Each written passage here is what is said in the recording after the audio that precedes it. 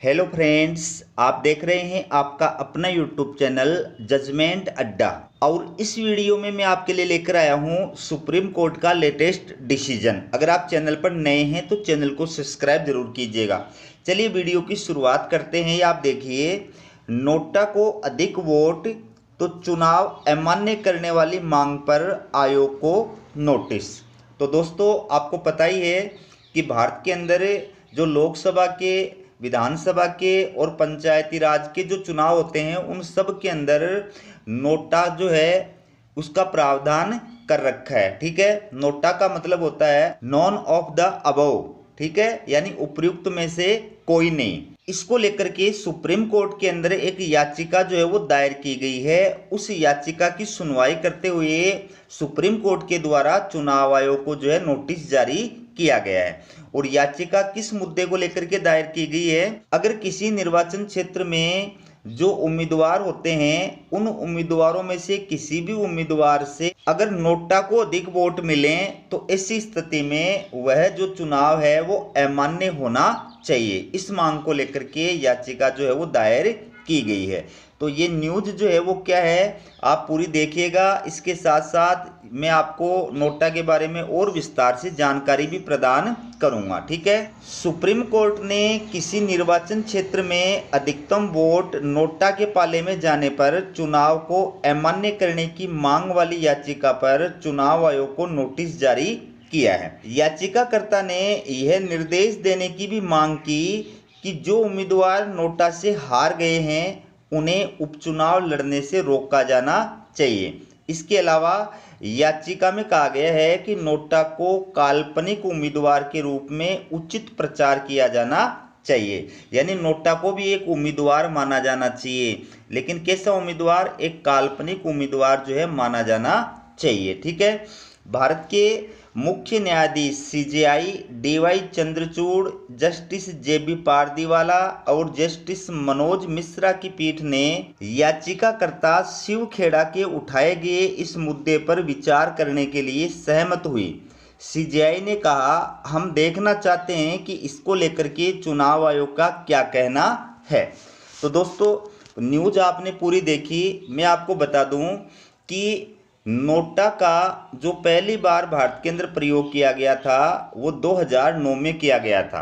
जो local election होते हैं उनके अंदर मतदाताओं को नोटा का विकल्प देने वाला जो भारत का पहला राज्य था वो छत्तीसगढ़ था। ठीक है, दूसरी बात इससे जुड़ी जो महत्वपूर्ण बात है वो भी मैं आपको बताता हूँ कि भारत के अंदर विधानसभा चुनाव में पहली बार नोटा का जो प्रयोग किया गया था वो 2013 के अंदर जो 5 राज्यों के अंदर विधानसभा चुनाव हुए थे, छत्तीसगढ़, मिजोरम, मध्य प्रदेश, राष्ट्रीय राजधानी क्षेत्र दिल्ली और राजस्थान, इन 5 राज्यों के विधानसभा चुनावों के अंदर पहली बार जो है नोटा का प्रयोग किया गया था। ठीक है, इसके साथ साथ मैं आपको ये भी बता दूं कि पूरे भारत के अंदर लोकसभा चुनावों के अंदर पहली बार जो नोटा का प्रयोग किया गया था वो 2014 में किया गया था।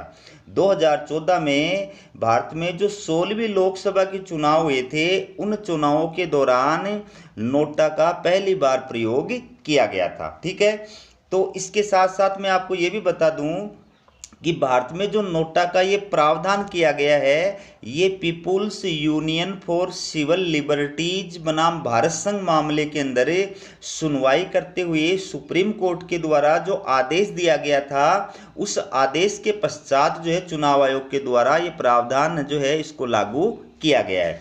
अब जो लेटेस्ट याचिका सुप्रीम कोर्ट के अंदर दायर की गई है वो इस मांग को लेकर के की गई है कि अगर नोटा को किसी उम्मीदवार से किसी निर्वाचन क्षेत्र में अधिक वोट मिलते हैं तो उस चुनाव को जो है अमान्य किया जाना चाहिए। और इसके अंदर लेटेस्ट जो उदाहरण दिया गया है वो सूरत का दिया गया है। देखिए सूरत के अंदर क्या हुआ है, सूरत के अंदर क्या हुआ है देखिए आप। याचिकाकर्ता के वरिष्ठ वकील गोपाल शंकर नारायण ने सूरत निर्वाचन क्षेत्र का हालिया उदाहरण दिया जहां भाजपा उम्मीदवार को बिना किसी चुनाव के विजेता घोषित कर दिया गया क्योंकि कांग्रेस प्रत्याशी का नामांकन खारिज हो गया और अन्य उम्मीदवारों ने अपना नामांकन वापस ले लिया। उन्होंने कहा कि यहाँ तक कि अगर केवल एक ही उम्मीदवार हो तो भी चुनाव होना चाहिए, क्योंकि मतदाता के पास नोटा को वोट देने का विकल्प होना चाहिए। तो सूरत के अंदर जो हुआ, ऐसा भारत के अंदर अन्य विधानसभा या लोकसभा निर्वाचन क्षेत्रों में नहीं हो।